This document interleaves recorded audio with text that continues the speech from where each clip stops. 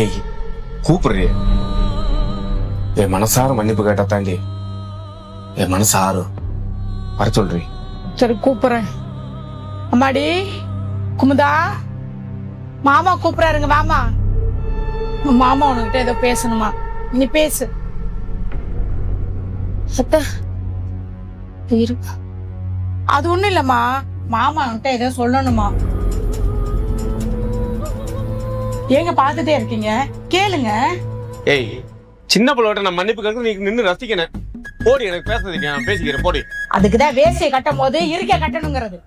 இப்ப பாருங்க, மான மரியாதை விழுந்து கிடக்குது. ஏய் எரியில தீ எண்ணெய் ஊத்திட்டியா? போடி, எனக்கு தெரியும். தெரியாம நடந்துருச்சு, அதவே பேசிட்டு போடி.